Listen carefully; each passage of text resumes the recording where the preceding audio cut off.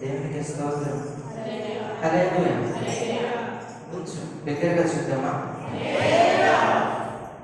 భోజనం చేశారండి? భోజనం చేసినా చేయకపోయినా గట్టిగా దేవుని నామమున స్తోత్రం చెప్దామా? హల్లెలూయా. హుషారుగా ఉంటే కరెక్ట్గా ఉంటేనట్టు అవుతుంది. ఒక్క 30 minutes నేను ముగించేస్తాను. దేవునికి స్తోత్రం. సమస్త మహిమ ఘనత యేసు ప్రభువుకే చెల్లును గాక. ఆమేన్. ముందుగా దేవాలయం నా వందనాలు. అలాగే సమయం పాస్టర్ గారికి కూడా మీ అందరికీ నా వందనాలు. గడిచిన వారం గడిచిన నెలలు అప్పుడే సెకండ్ మంత్ 2వ నెలలోకి వచ్చేసాం. మనం ప్రవేశించేసాం. 2వ నెలలో 2వ వారానికి కూడా వచ్చేసాం. దేవుడు ఎంతగానో మనల్ని కాచి కాపాడి తన సన్నిధిలో నిలబెడుతూ అనుక్షణంగా ఏ కష్టాలు వచ్చినా, ఏ ఇబ్బందులు వచ్చినా, ఏ పరిస్థితులు వచ్చినా ఆయన సన్నిధిలో మనందరం పాల్గొంటామంటే కేవలం ఆయన కృప మాత్రమే. అంతేగాని ఆయన కృప లేనిదే ఒక క్షణం అడుగు పెట్టాలన్నా, ఒక నిమిషం మనం ఏమైనా చేయాలన్నా ఏమీ చేయలేం.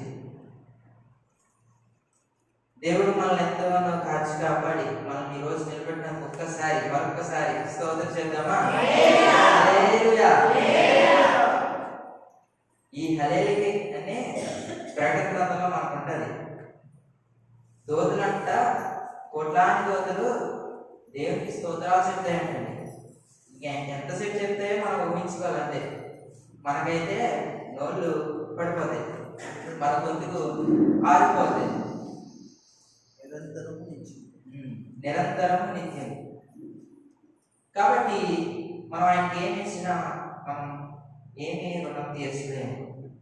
రుణం తీర్చలేమంటాము, పాడబడము నువ్వు చేసిన ఉపకారం. అంతేనా? ఓకే, మనం వాక్యంలోకి వెళ్ళిపోతాం. వాక్యానికి సమయం ఇచ్చేస్తే దేవుడు కూడా మనతో సమయాన్ని కేటాయిస్తూ ఉంటాడు. దేవునికి స్తోత్రం. హల్లెలూయా. నేను మీతో పంచుకోవాలనుకుంటున్న అంశం దావీదు తన స్థితి గురించి చెప్పుకొనుట. దావీదు తన స్థితిని గురించి చెప్పుకొనుట. పిల్లలు వినాలి. ఎవరితో చెప్పుకొనుట? దావీదు ఎవరు? Who is David? ఎవరు దావీదు? ఇశ్రాయేలుకి మొదటి రాజు ఎవరు? దావీదు. సౌలు. మూడోది సొలొమోను. ఇలాగా మన దావీదు గారు రెండో రాజు కింద కనబడతాడు. అంటే ఈ దావీదు గారిని మనం చూసినట్లయితే మీ అందరికీ తెలుసు ఆయన ఎవరంటే సండే స్కూల్లో స్టోరీ చెప్పినట్లు గొలియాతును ఓడించాడు. ఒక చిన్న గులగరాలు తీసుకుని పడేయమని పట్టగానే ఓర్లు తిరిగి పడగానే వెంటనే కత్తితో తన తలని నరికడం అని మనం అనుకుంటాం. మనందరికీ తెలిసిన విషయాలు ఆయన గురించి. ఆయన ఏ రీతిగా ఉన్నాడో, దేవుడు ఏ రీతిగా దావీదు గారిని వాడుకున్నాడో మనందరికీ తెలిసినదే. అవునా కాదండి? అనేక పలుమార్లు అనేక సంగతులు ఇక్కడ కానీ బయట కూడొచ్చిన సంఘాల్లో కానీ మీటింగ్స్ ద్వారా కానీ మనం దావీదు గారి గురించి మనం చాలా తెలుసుకుని ఉంటాం కదా. నేను కూడా ఏదో నాకు దేవుడు ఇచ్చిన కొద్ది సమయాన్ని మీతో పంచుకోవాలనుకుంటున్నా. ఎందుకంటే దేవుడు నాకేదో ఎంత చిన్నపాటి జ్ఞానాన్ని ఇచ్చి మీకు పంచుకోవడానికి నాకు అవకాశం ఇచ్చాడు ఆయన. ఈ దావీదు గారు తన స్థితి చెప్పుకొనుట. ఈయన మనకి ఎంతో చక్కగా కనబడతాడు. ఆయన పరిస్థితులు, ఆయన ఇబ్బందులు మనకు అనేకంగా కీర్తన రూపంలో మనకు అనేక వచనాలు కనబడతాయి. కీర్తన గ్రంథం అంతా ఆయన చాలా రాశాడు కీర్తనలు. ఈ కీర్తనలో అనేక పనులు మనకి వచనాలు అనేవి కనబడతాయి. అనేక సార్లు దేవా నేను నీకు మొరపెడుతున్నాను, దేవా నీకు నేను చెప్తున్నాను, నా శ్రమలు, నా ఇబ్బందులు, నా పరిస్థితులు అనేది తన స్థితి దేవుడితో పంచుకోవటం మనకి కనబడుతుంది. అలాగా నేను కూడా ఏదో చిన్నపాటి ఎంత మీతో పంచుకోగలను. మనం ఎన్ని పరిస్థితులు అనేవి, అనేకమైన ఆటంకాలు, ఇంకా ఇబ్బందులలో, శ్రమలలో, కష్టాలలో వాటన్నిటిని మనందరం చూస్తూ వస్తున్నాం, సహించుకుంటూ వస్తున్నాం. ఇప్పుడు సహించుకున్న దాన్ని సహించుకోకుండా వదిలేస్తే అది ఏమైనా తొలగిపోతాయా? అవి ఏమైనా తొలగిపోతాయండి? లేదు. వాటిని జయించుకుంటూ వెళ్తేనే మనం ఏదైనా సరే చేయగలం. ఈ దావీదు గారు కూడా మనకి కనబడతారు. శ్రమలలో యెహోవాకు మొరపెట్టినప్పుడు దేవుడు నాకు ఉత్తరం దయచేయని చెప్తున్నాడు. ఆయన స్థితి దేవుడితో పంచుకుంటున్నాడు. ఆయన పరిస్థితి, మన అంశం కూడా దావీదు దేవుడితో తన స్థితిని గురించి చెప్పుకుంటున్నాడు. అనేక విషయాలు దావీదు పంచుకుంటాడు. దావీదు గారు ఎంతో ఆత్మీయుడు, ఎంతగానో సన్నిధిలో మంచి పాటలు, మంచి రచయిత, మంచి అనేకమైన సంగీతాలు. సౌలు మహారాజుకి దెయ్యాలు పట్టినప్పుడు దావీదుని పిలవనిపించగానే అతను వచ్చి ఒక పాట పాడగానే దెయ్యాలు వదిలేసి వెళ్ళిపోయి. ఏంటంటే దెయ్యాలు దెయ్యాలు చిన్నప్పుడు నేను భయపడేవాడిని, ఇప్పుడు భయపడతాను.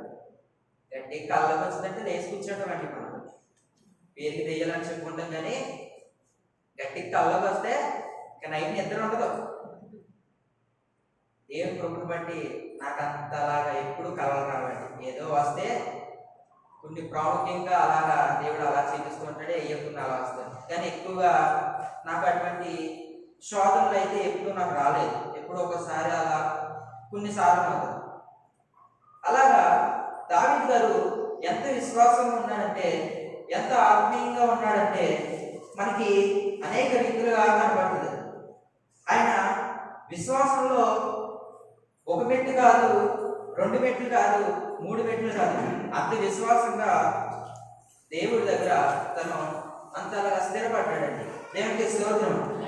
హల్లెలూయా. మనకి విశ్వాసంలో ఎన్ని విశ్వాసాలు ఉంటాయండి? విశ్వాసంలో ఎన్ని మెట్లు ఉంటాయి? ఎన్ని మెట్లు ఉంటాయి? ఆలోచించినట్లయితే చాలా ఉంటాయి, అనేకమైనవి ఉంటాయి.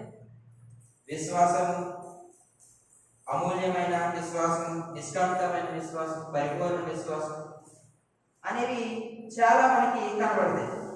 అలాగా అన్ని విశ్వాసాలు మనకు వద్దు, కానీ ఒక విశ్వాసాన్ని మాత్రం దేవునితో పాల్గొంటాం. దేవునికి స్తోత్రం. హల్లెలూయా. అదే విశ్వాసంతో దేవుని సన్నిధిలో కూర్చున్నాం మనం. దావీదు గారు కూడా అదే విశ్వాసంతో ఆయన దేవునితో చెప్తున్నాడు. దేవునితో తన పరిస్థితిని చెప్తున్నాడు. తన ఇబ్బందులు ఏమైతే ఉన్నాయో దేవునితో చెప్తున్నాడు. మనం బైబిల్ గ్రంథం తీసినట్లయితే 119వ కీర్తన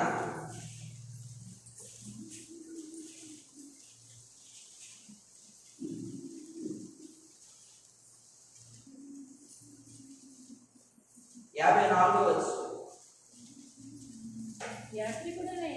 యాత్రికుడైనా నేను నా బస్సులో పాటలు పాడుటకు.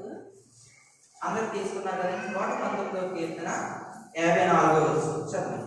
యాత్రికుడైన నేను నా బస్సులో పాటలు పాడుటకు నీ కట్టడలు హేతువులాయెను.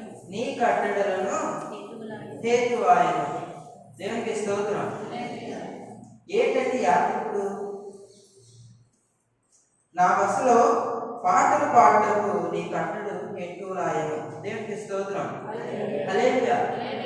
మనకు చెప్తున్నది ఏంటంటే,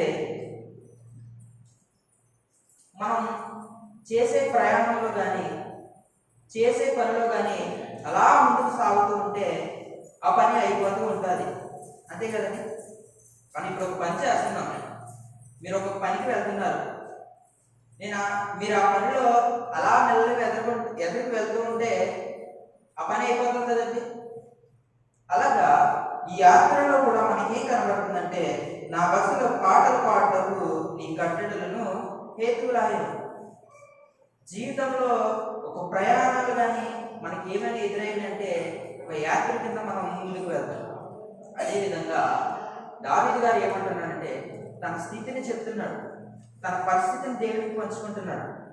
యాత్రికుడును పాటలు పాడటకు ఈ కట్టడలు హేతువులాయను అని అంటున్నాడు. దేవునికి స్తోత్రం. హల్లెలూయా.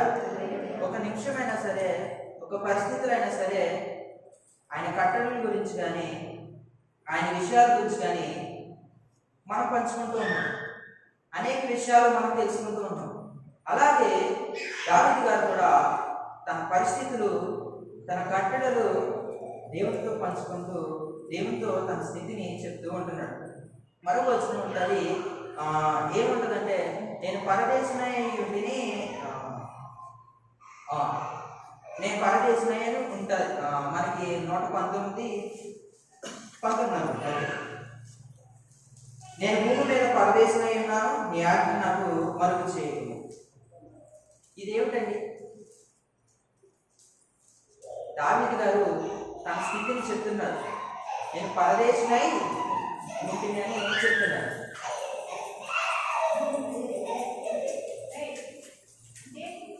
పట్టుకుంటారు అలాగే అలా చేస్తారు.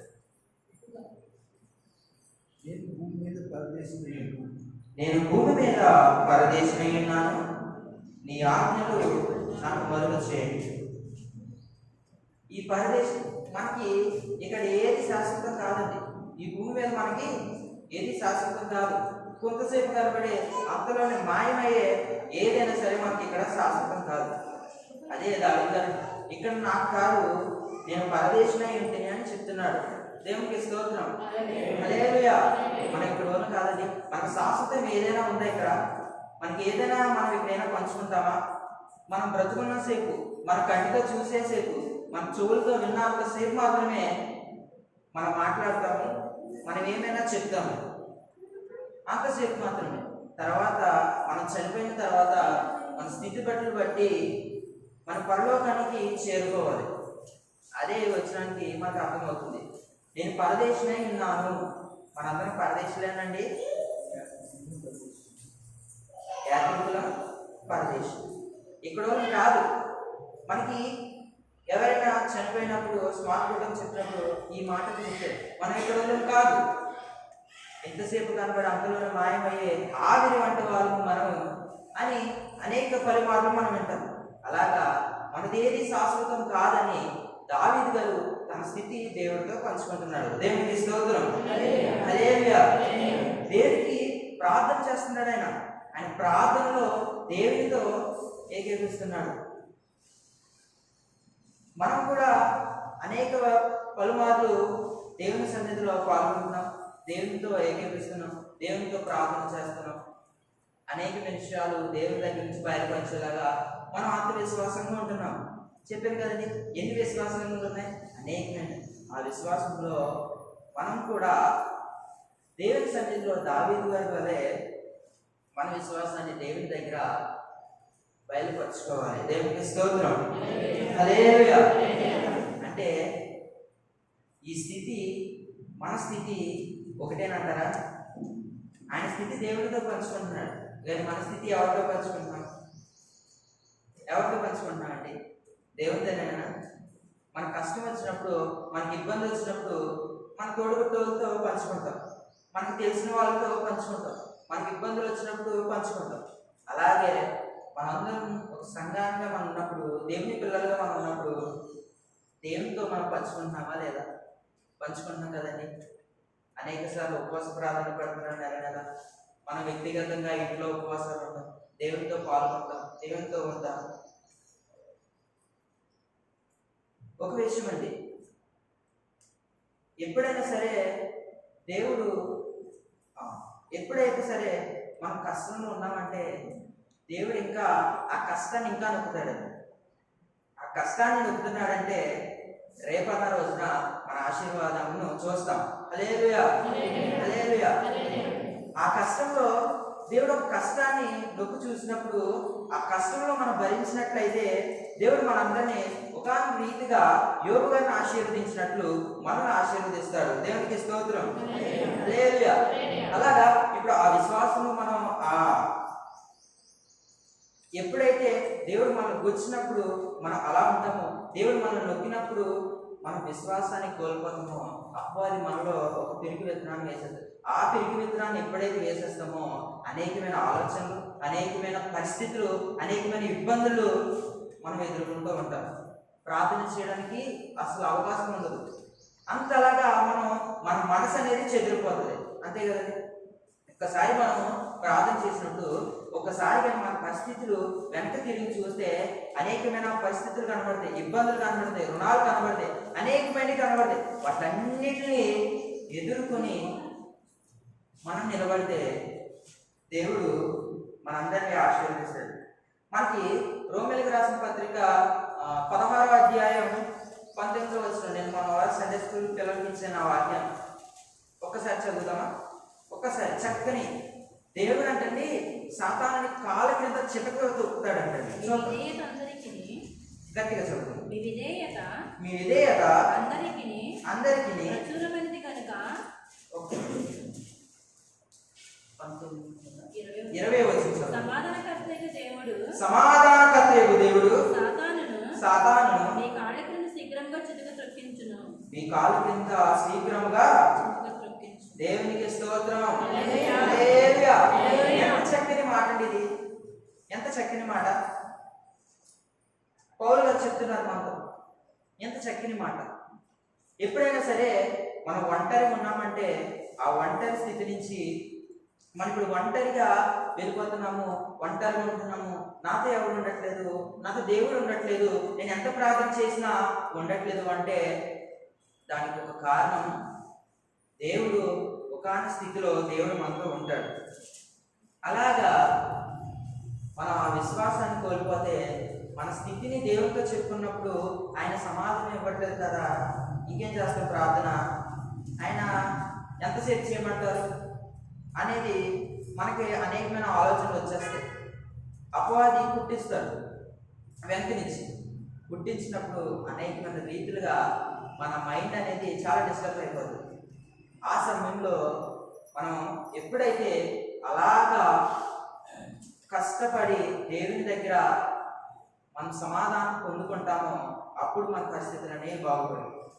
ఇప్పుడు ఒంటరిగా అంటే ఇప్పుడు మనం యోసేపు గారిని చూద్దాం. ఆయన అమ్మబడ్డాడు ఐగుప్తు దేశానికి. అమ్మిన తర్వాత ఒంటరి బ్రతికి అయిపోయింది. మోషే గారిని చూద్దాం. ఒంటరిగా ప్రయాణం సాగించాడు. లక్షల మందికి విజయంగా న్యాయాధిపతిగా నిలబడ్డాడు. దావీదుని చూద్దాం. గొర్రెలు కాపరిగా ఉన్నాడు, సింహాసనాన్ని ఎక్కించాడు. మనకి అనేక మంది కనబడతారు బైబిల్లో. ఈ ఒంటరి బ్రతుకును దేవుడు సరిదిద్దుతాడు. దేవునికి స్తోత్రం. హల్లెలూయా. కీర్తనలు 30వ కీర్తన. దావీదు గారు మనకి ఇంకొక మాట చెప్తారు, తన పరిస్థితి దేవునితో పంచుకుంటారు. 30వ కీర్తన 8వ వచనం చదివి వినిపించండి. యెహోవా నీకే మొరపెట్టితిని, నా ప్రభువును బతిమాలుకొంటిని, నేను గోతులోనికి దిగిన ఎడల నా ప్రాణము వలన ఏమి లాభము. దేవునికి స్తోత్రం.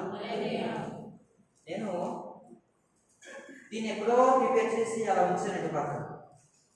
సడన్ గా రేపు వాక్యాన్ని చూసుకుంటే రాత్రి చూసుకోలేదు, చూసుకున్నాం అనుకున్నాం కానీ కుదరలేదు.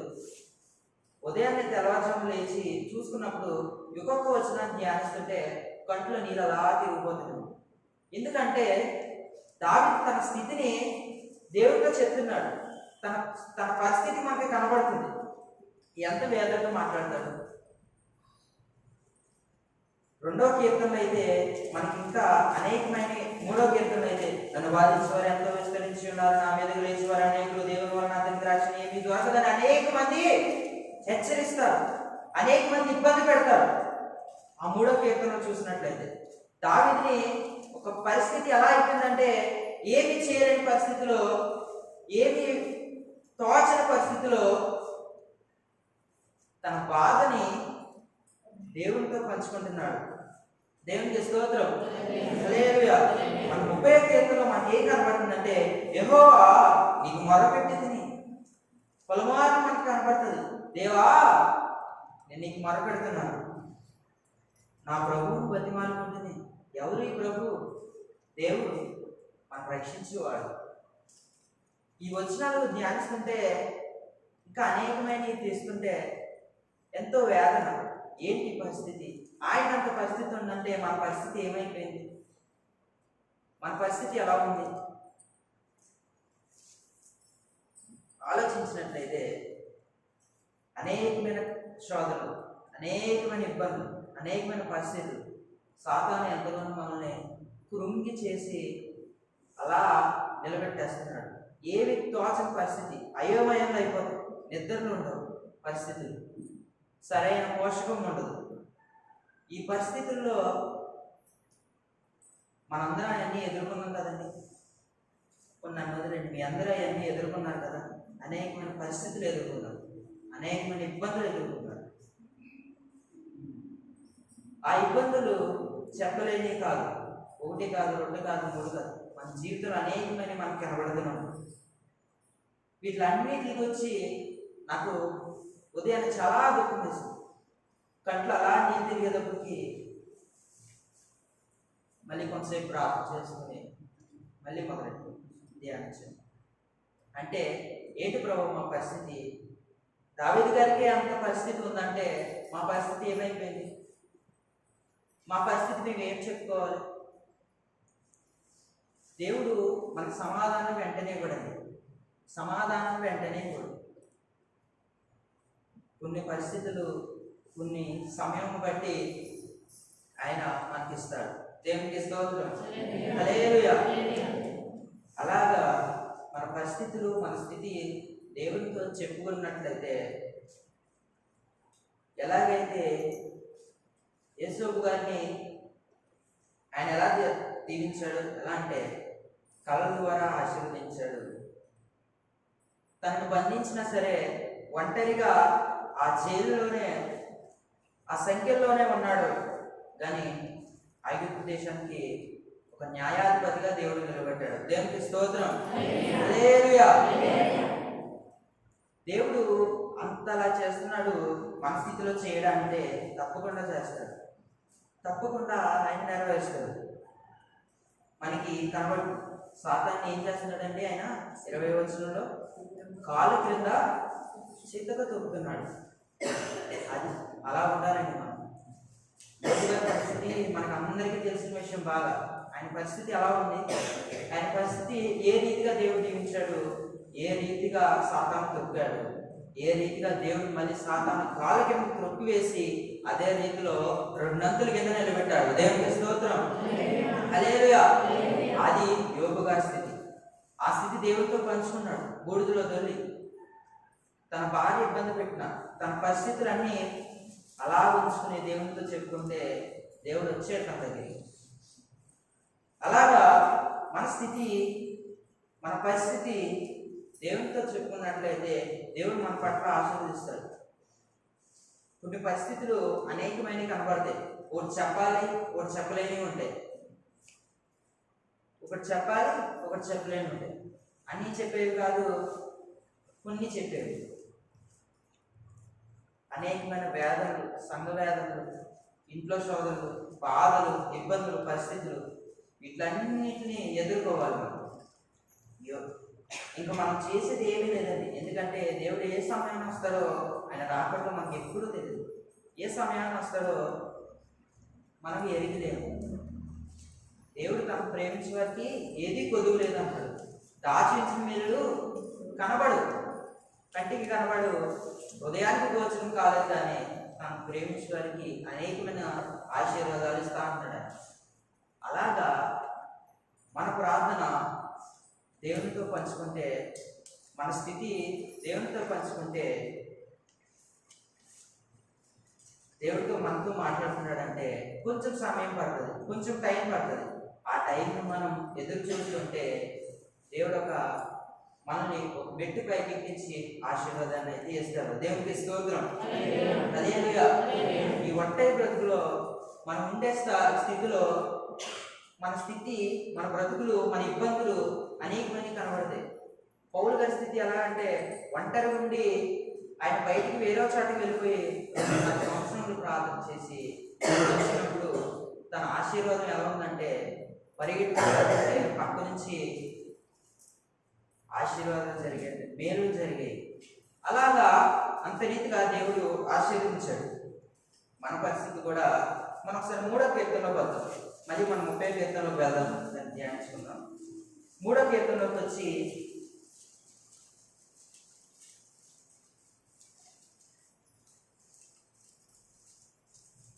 మొదటి 2 వచనాలు నేను చదువుతాను. యెహోవా నన్ను బాధించుకొని ఎంతో విస్తరించి ఉన్నారు, నా మీదకు లేచువారు అనేకులు. దేవుని వలన నుంచి రక్షణ ఏమీ దొరకదని నన్ను గురించి చెప్పువారు అనేకులు. చెప్పారండి ఎవరైనా మనకు అలాగా? ఎవరైనా చెప్పారండి మనకు అలాగా? దేవుని నమ్ముకుంటే మీకు ఏమైనా జరుగుతున్నాయని అడిగారా? నన్నే బోల్డ్ మంది జరిగారు. మా వాళ్ళు ఉంటారు కదా ఎంత జ్ఞానాలతో, వాళ్ళే బోల్డ్ మంది అడిగారు దేనికి వెళ్తారు, వాళ్ళకి ఇచ్చే సంబంధాన్ని ఇచ్చారు. అలాగా మళ్ళీ గుచ్చుతారండి పక్క నుంచి. వెళ్తున్నది ఏమైనా జరిగింది అక్కడ? ఏం జరిగింది మహా అయితే అంటారు. అన్నారంటే ఇంకా అడిపోయినట్టే. గోతులో 30వ కీర్తన ఏం చదివాం మనం? గోతులో దిగినాయడలా నా ప్రాణం వలన ఏమి లాభం? దేవునికి స్తోత్రం, హల్లెలూయా. గుచ్చుతారండి మనల్ని.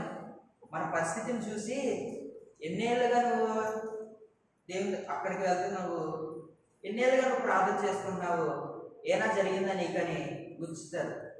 ఆ గుచ్చినప్పుడు పడిపోయావు అనుకోండి, సాతాను కోతి ఇప్పుడు కాయని దొంగలించినట్టు సాతాను మనం దొంగలించుకొని భుజాలను కూర్చోబెట్టుకుంటాడండి.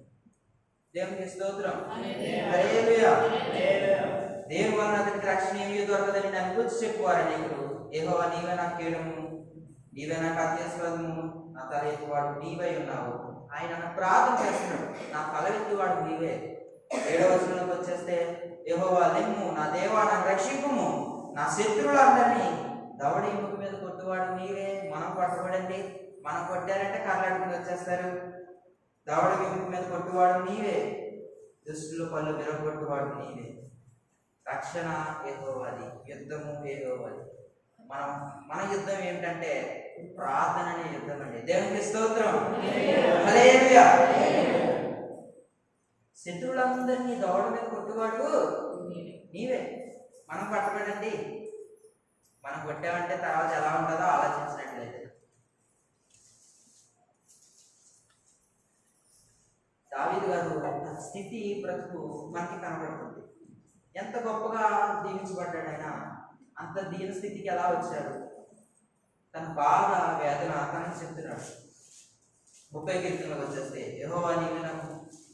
యెహోవా నీకే మొరపెట్టింది నా ప్రభువు, బతిమాలుకుంటుంది.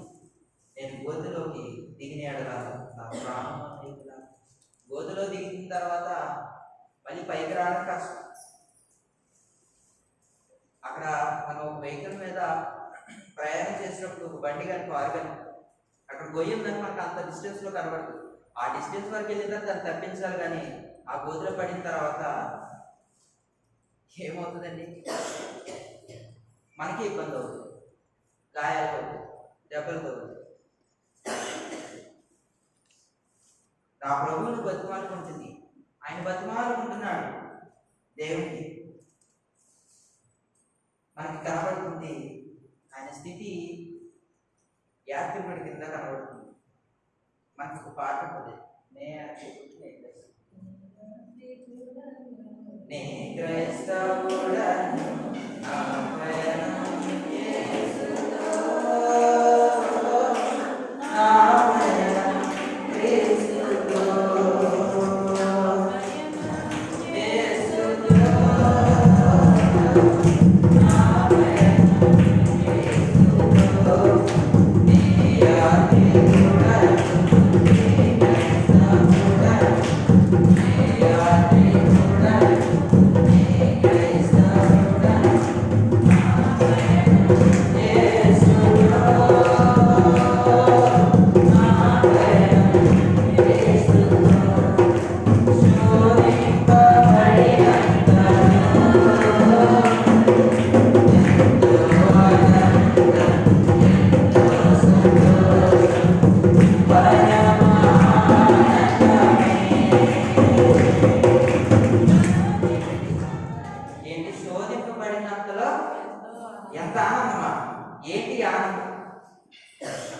గట్టిగా కొడితే గణేష్ ఇప్పుడు నేను కొట్టాననుకోండి బాధపడతానే అవుతాడు, మళ్ళీ అర్పించేస్తాడు వెంటనే. ఆ శోధింపబడినంతలో ఎంతో ఆనందం అంట. ఎవరికి ఆనందం? మనకు కాదు, దావీదు గారికి. అంతేనా? మనకు కూడానా? మనకండి ఆనందం చెప్పాలి, నోట్ల నుంచి రావట్లా. మనకు ఆనందం, దావీదు గారికి ఆనందం. ఏం పడుతుందా? అయ్యి బాబోయ్, ఈ ఆనందం మనకు కావాలని శోధింపబడి నేను ఈ ఆనందాన్ని నేను ఎదుర్కొన్నాను. నా పరిస్థితిలో, నా జీవితంలో నేను ఎదుర్కొన్నాను ఈ ఆనందం ఎదుర్కొన్నాను కాబట్టి ఈ రోజు నీతో మేము మాట్లాడుతున్నాను. దేవునికి స్తోత్రం.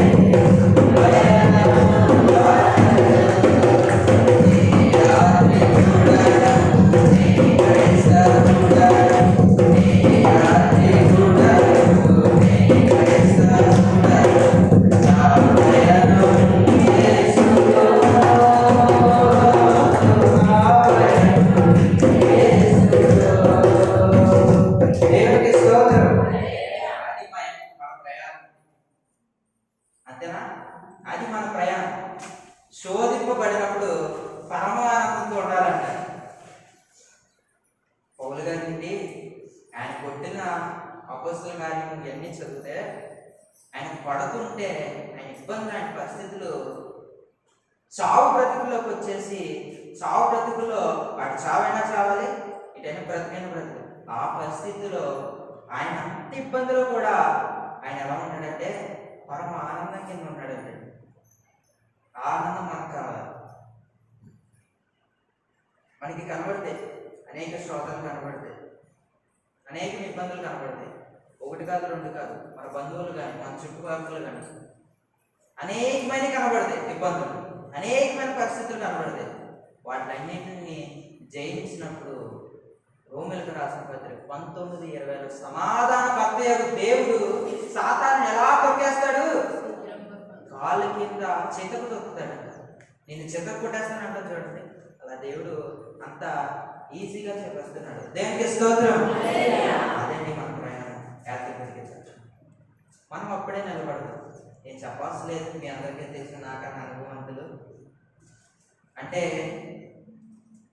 ఈ యాత్రలో మన పరిస్థితులు ఎదుర్కొంటున్నాం.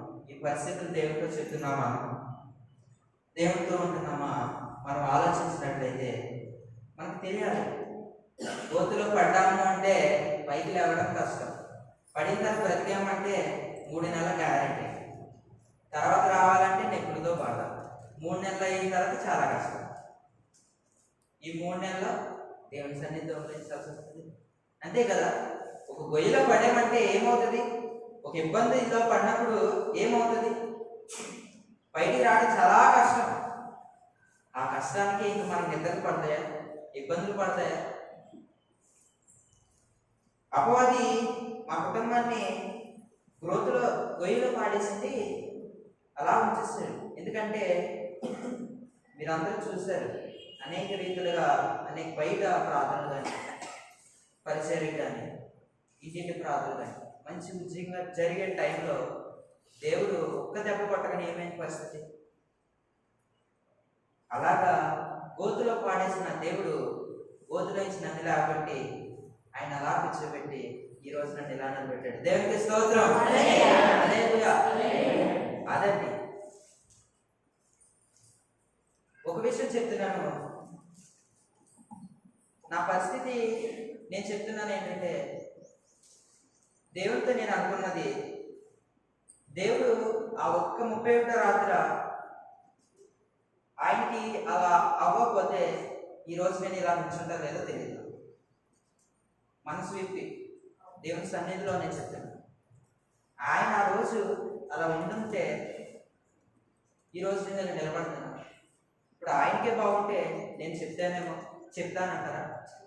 ఏమో, ఇలా మైక్ పట్టుకుంటారా, దేవుడితో ఉంటారా లేదో నాకే తెలియదు.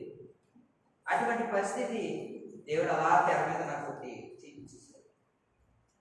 అలాగా మన పరిస్థితి అనేది దేవునితో చెప్పుకున్నట్లయితే మన స్థితులు ఎలాగవుతాయి మనం మాట్లాడుకుంటాం.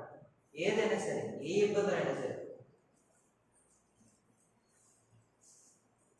మోషే గారికి ఎంత ఇబ్బంది వచ్చిందండి, ఎంత కష్టం వచ్చిందండి. అక్క మిరియాము చనిపోయింది, అన్నయ్య చనిపోయాడు. చనిపోయినా సరే మోషే గారు ఒక్కరే లక్షల సైన్యాన్ని నడిపించుకుంటూ కనాను దేశానికి తీసుకెళ్ళాలి. ఈ ప్రజలేమో చనిపోయినప్పుడు ఏడ్చారు, బాధించారు, భోజనాలు లేక ఉన్నారు. ఆ బాధ తర్వాత ఎంతో శోధన. ఏంటి నాకు పరిస్థితి ప్రభువా? ఆయన దేవుడితో అంటున్నాడు, ఒక్కడనే అయిపోయాను నేను. అంత లక్షల మంది మనం నడిపించాలంటే ఆయన వల్ల అవుతుందా? ఆయన పైగా ఆయన నత్తివాడు. ఒంటరిగా ప్రయాణాన్ని సాగిస్తూ దేవుని సన్నిధికి వాళ్ళందరినీ అనేక మాటలతో బలపరిచి మంచి స్థితికి నిలబెట్టాడు వాళ్ళందరినీ. దేవునికి స్తోత్రం. హల్లెలూయా. మోషే గారు అంత గొప్ప స్థితిలో దేవుడి పట్ల విశ్వాసం ఉంచి అంతలాగా బ్రతికారు. ఆయన విశ్వాసం దెబ్బకండి ఆయన సమాధి కూడా దొరకలేదండి ఎవరికి. దేవునికి స్తోత్రం. ఆయన సమాధి దొరకలేదు. దేనికి దొరకలేదు? ఆయన సమాధి దొరికిందంటే యేసుబాబు అవసరం లేదు, పాస్టర్ గారు అవసరం లేదు. మోషే విగ్రహం కట్టేద్దాడండి. మొత్తం ప్రజలందరూ బంగారం మొత్తం తెచ్చేది వాళ్ళ దగ్గర ఉండదు. తెచ్చేసి మంచి విగ్రహం తయారు చేసి మోషే బొమ్మ నిలబెట్టారు. ఎందుకంటే ఒక న్యాయాధిపతి. ఇప్పుడు సీఎం కానీ పిఎం కానీ వస్తే మనం బ్యానర్లు వేసి మన పక్కన ఉన్నట్లు క్రియేట్ చేసి, లేదంటే వాళ్ళ ఫోటోలు వేసి మనం పెడతాం. బట్ అంత ముఖ్యమైన వాళ్ళు. అలాగా మోషే గారు అన్ని లక్షల మందికి అంత ముఖ్యమైన వాడు. అంత విశ్వాసంలో అంత స్థితి మోషే గారు చాలా విసుగున్నాడు. అంత విసుగులో కూడా దేవుడిని వదులుకోలేదండి. దేవుడిని అస్సలు వదులుకోలేదు. ఆయన యాత్ర నడిచాడు, కొనసాగించాడు, దేవుడి దగ్గర చేరుకున్నాడు. దేవునికి స్తోత్రం. హల్లెలూయా.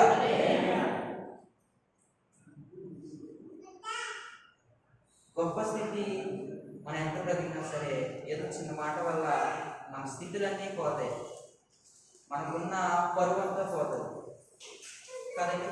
ఏదో చిన్న తప్పు చేసాము అనుకోండి, ఆ పరిస్థితిలో మళ్ళీ దాన్ని సరిదిద్దాలంటే నానా విధమైన పరిస్థితులు ఎదుర్కొని అనేక మాటలు ఎదుర్కొని, మనం తప్పు చేస్తే ఒప్పుకోవాలి, తప్పు చేయకుండా తప్పు అంటే ఊరుకుంటాం మనం. అలాగా సాధారణ మనల్ని తప్పు కింద చూపిస్తాడు, కానీ దేవుడు నా పిల్లలను చూపిస్తున్నాడు. దేవునికి స్తోత్రం.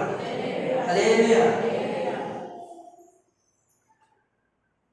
ఇటువంటి పరిస్థితుల్లో కూడా మనకి కనబడుతుంది అనేకమైన మాటలు. దావీదు గారు తన స్థితి పరిస్థితులు ఎలా పంచుకుంటున్నాడు వాళ్ళతో ఎంతలా అంటే మనకు కనబడుతుంది.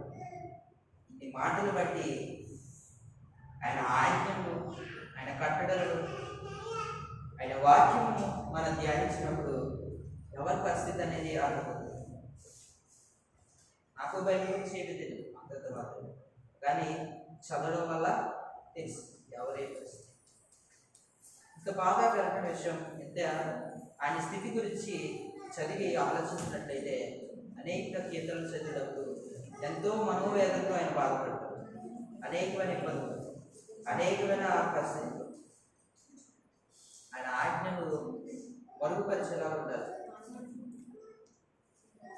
అట్టి రీతిగా మన దేవుని సన్నిధిలో బలపడి ఆయన సన్నిధిలో మనం పాల్గొని చివరిగా చెప్పేది ఏంటంటే మన పరిస్థితులు, మన స్థితులు ఏమైనా సరే దేవునితో పంచుకోవడమే యోగ్యం. దేవునికి స్తోత్రం. అంతే కదండి, దేవునితో పంచుకుంటేనే ఏమైనా చేస్తాడే.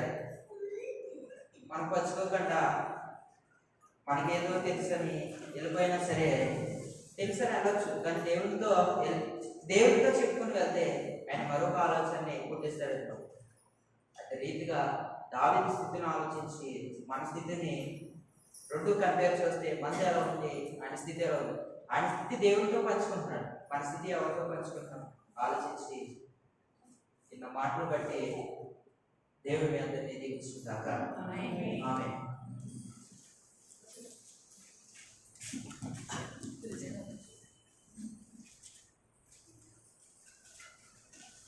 అందరూ కూడా ఒకసారి స్తోత్రం చెప్తారా?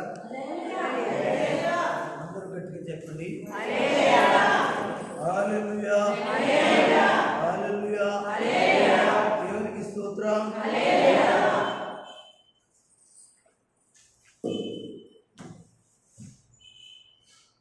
దావీదు గురించి మాట్లాడేది మాటలు చక్కటి మాటలు. దావీదు ఎటువంటి వాడు అంటే ప్రార్థనాపరుడు, కానీ అతనికి వచ్చిన శ్రమలు భయంకరమైన శ్రమలు అయినప్పటికీ కూడా నేను పరదేశిని, ఈ లోకంలో నేను ఉన్న యాత్రికును అని అంటూ ఆయన మాట్లాడతాడు. మరి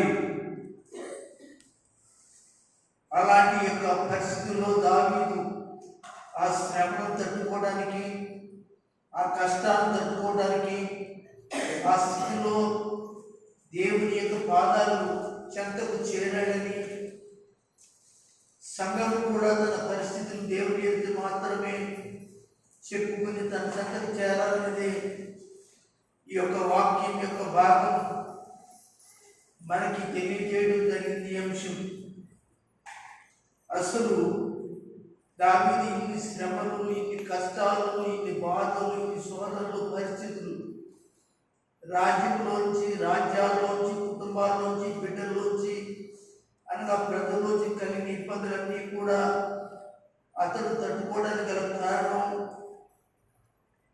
ఎన్నో వాక్యాలు ఉన్నాయి. అయితే ముఖ్యమైన ఒక మాట ఉంది, అదేమిటో తెలుసా? దేవుడి వాక్యంలో రాయబడి ఉంది ఆ మాట. 30లో కీర్తనలో రాయబడి ఉంటుంది ఆ మాట. ఏమని ఉంటుందంటే, దేవుడి బిడ్డలారా జాగ్రత్తగా ఆలోచన, నా దాగు చోటు నీవే, శ్రమలో నుండి నీవు నన్ను రక్షించిదవు. దావీదు ఎక్కడ ఉన్నాడని ఆలోచన చేస్తే దేవుని యొక్క దాగు చోటు. దేవుని యొక్క దాగు చోటులో ఉన్న వాళ్ళు ఎవరైతే ఉంటారో, దేవుని యొక్క శరణొచ్చి ఎవరైతే ఉంటారో, వారికి శ్రమ వచ్చినా, బాధలు వచ్చినా, పరిస్థితులు బాగోపోయినా దేవుడే కాపాడతాడనిదే ఈ రోజున బాబు చెప్పినట్టు వర్తమానంలో ఉన్నట్టు రహస్యం. ఆ దాగు చోటు ఎవరంటే యేసు ప్రభువే ఆ దాగు. ఆయన చోటు, ఆయన లెక్కలు, ఆయన యొక్క సన్నిధిని మనం ఉంటే శ్రమతో ఆయన రక్షిస్తాడని దావీదు భక్తుడు మరో విధంగా తెలియజేయడం జరుగుతుంది. కనుక సంఘం ఆనందించుంది. కనుక దేవుని సన్నిధిలో మీరందరూ ఏం చేస్తారో తెలుసా అంటే, అలాంటి శ్రమలు బాధల విషయంలో ప్రభు యొక్క సన్నిధిని, ఆయన చోటున దాగు చోటు ఆయనే. ఎక్కడికి వెళ్ళినా ఈ శ్రమలు తప్పవు, బాధలు తప్పవు, కష్టాలు తప్పవు, ఇబ్బందులు తప్పవు. కనుక ఆయన నీకు నాకు ఒక మరుగైన దాగు చోటు కనుక, ఆ చోటుకి ఎవరు రాలేదు కనుక ఏ శోధన రాదు, ఏ శోధన రాడు, ఏ యొక్క బలహీనత రాదు, ఏ పరిస్థితి మన మీదకి రాదు. కనుక ఆ దాగు చోటే, ఇదిగో యేసయ్య దాగు చోటని మీకు నేను మరొకసారి తెలియజేస్తూ, ఈ వర్తమానం చక్కటి సంగతులు తెలియజేసిన మాటలని కూడా మరొకసారి మీరు ధ్యానం చేసి విని విశ్వాసంతో దేవుని ఎదుటి మీరందరూ కూడా రాకపోతే సిద్ధపడాలని తెలియజేస్తూ ఈ నా మాటలు ముగించుతూ ఉన్నాను. దేవుడు బాబు చెప్పిన వాక్యం మనందరికీ దీవెనకరంగా ఉండును గాక. ఆమేన్.